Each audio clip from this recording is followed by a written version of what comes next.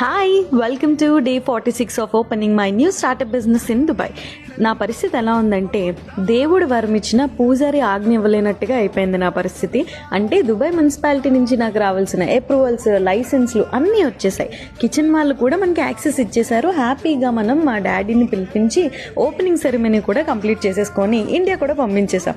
కానీ ఇప్పటి వరకు మనకి గ్యాస్ కనెక్షన్ అయితే రాలేదు. దానికి పెద్దగా ప్రాబ్లం ఏం లేదు. ఫస్ట్ ప్రాబ్లం ఏమొచ్చిందంటే, మనం రెగ్యులర్గా యూజ్ చేసే పైప్స్ తీసుకోవడం జరిగింది.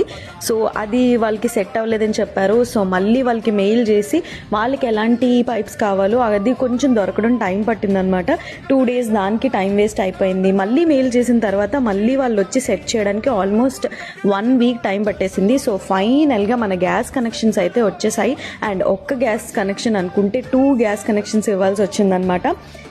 సో ఎలా అయితేనేమి మనకైతే ఫుల్ ఫ్లెజ్డ్గా గ్యాస్ కనెక్షన్, దీవా, ఎవ్రీథింగ్ ఈజ్ సెట్ అనమాట. సో ఫుల్ ఫ్లెజ్డ్గా కిచెన్ మొత్తం రెడీ అయిపోయింది. మిగతా అప్డేట్స్తో నెక్స్ట్ వీడియోలో మీ ముందుకు వచ్చేస్తాను. మరి బాయ్.